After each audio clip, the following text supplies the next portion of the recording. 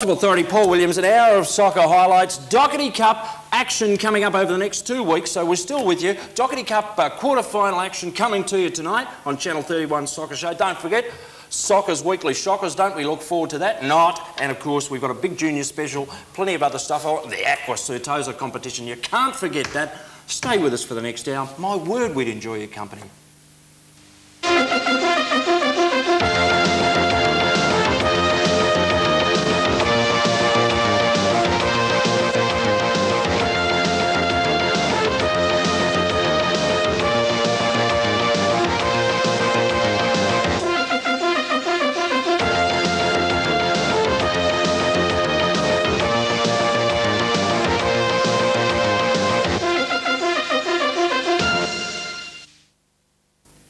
Yes, welcome again to the show. It's a Dockerty Cup special, as Greg alluded to earlier on. And we've got two games from the Dockerty Cup coming up on the soccer show tonight. Our main match is Preston against South Melbourne. We'll follow that up with the goals from Altona Magic against the Morwell Falcons. Of course, the Dockerty Cup is down to the last 8, and the NSL clubs are involved in the tournament. What is the Dockerty Cup all about? Well, we have an expert historian on this competition sitting right here in the studio next to me. Greg Blake. It's the oldest competition in Australian soccer. And you only knew that, Paulie, because I just told you. Exactly right. You're quite right. This magnificent piece of silverware right behind us, Paul, is standing erect as it does, has been around since 1908, good folks at home, which makes it a pretty historic item in itself. It is, as I said, the oldest domestic soccer competition in the country that's been run continuously. Won in 1908 by Carlton United.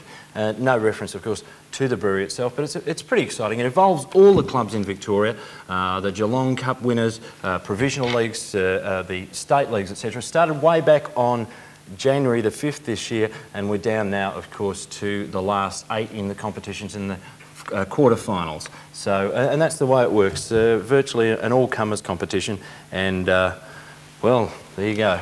Pretty fascinating stuff, isn't it, good folks at home? Terrific. Thank you for I'll that, try and Greg, talk you through this, historian lesson there. Well, no, I mean, look, if let's get serious. It is a competition steeped in history, and that excites me, Paul. Okay.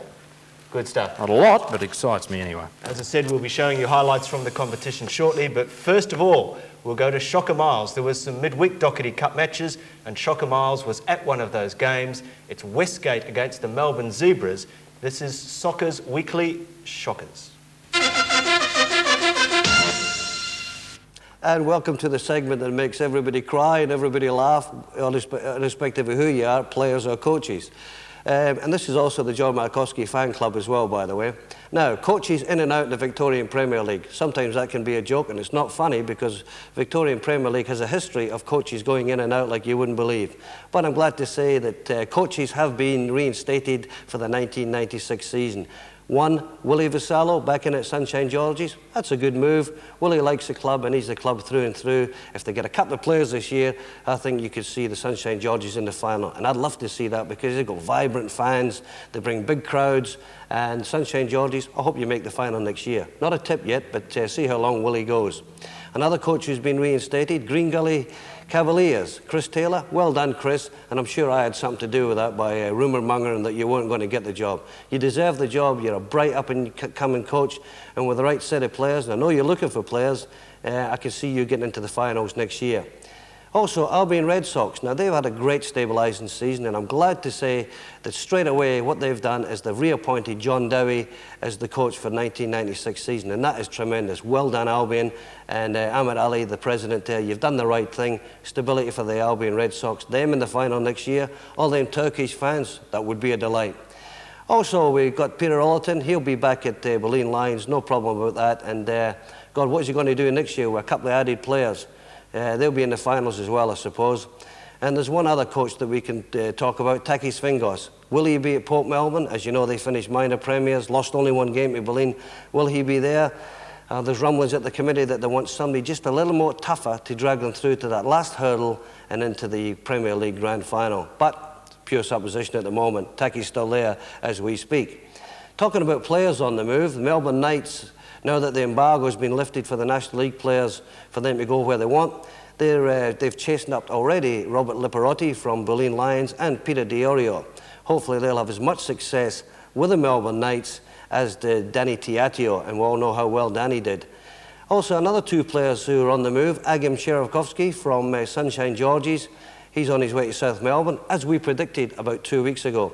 But the surprise is they want to take Craig Lewis, the little striker from Sunshine, with him.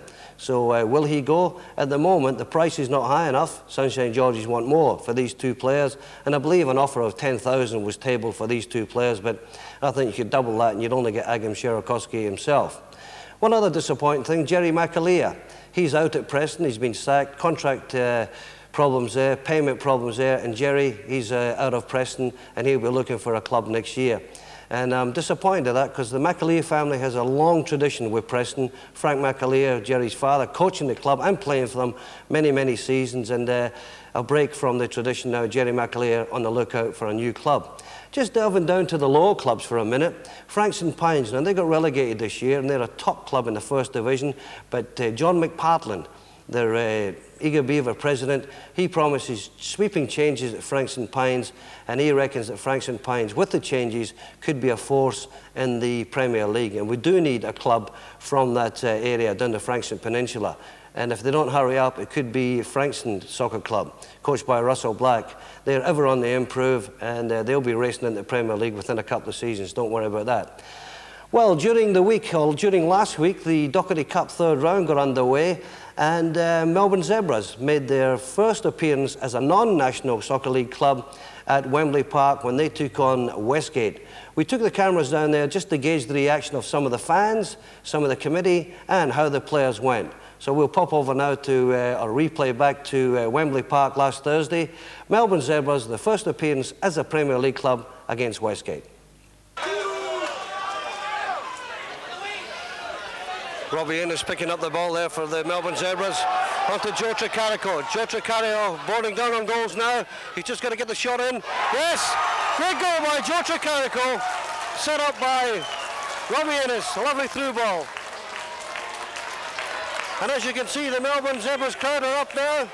Melbourne Zebras bench, Kenny Murphy, a smile on his face, and Joe Mirabella with a smile on his face. He's not crying tonight, which is a great sign for the Mirabella family.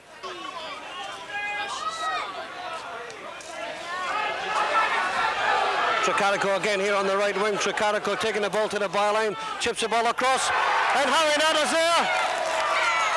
Was it Nick Lazarewski? Okay, well, thanks to Aqua Chatosa, the famous mineral water. We're out here in the crowd, and I've got Vince here. He's obviously a Melbourne Zebra supporter. Vince, happy with tonight's result, but disappointed not in the National League. Yeah, happy with tonight's result. I think it was a good performance by a lot of the new kids out there. A lot of the kids come up from the youth league. Of course, I'm disappointed about not being in National League, but David Hill made his decision. The rest of the clubs made the decision. We've got to go on now. And all the supporters were there tonight, and you'll be out in full force in the Premier League to make sure the Zebras get back in the National League. Always will be. Proud of my colours. Doesn't matter where they play, I'll still follow them. And now we have another man who's behind the Melbourne Zebras, and has been for many, many years. Happy with tonight's result, but obviously I bet he's disappointed in the National League decision. We've asked everybody, but Joe Mirabella, the Vice President, I know he hurts more than most people. Joe, you'd be disappointed, eh? Oh, very disappointed on the way the clubs didn't support us, the National League clubs, for the amendments. But we have to take it, I think, and just hope to rebuild ourselves and go back to the National League next year. Well, you'll be looking to a good season in the Premier League so you can get back in. Oh yes, definitely. We're going to go out at all costs to win the Premier League next year, and we're going to be fighting back to go back to National League at all costs. Well, the last time I saw Joe on camera, he was crying, so I came prepared and I brought a little hanky for you, Joe, just in case. But you never cried tonight, so you must be back with that strength. Joe Mirabella, one of the true great Zebra supporters. Thanks a lot, Shocker. Thanks.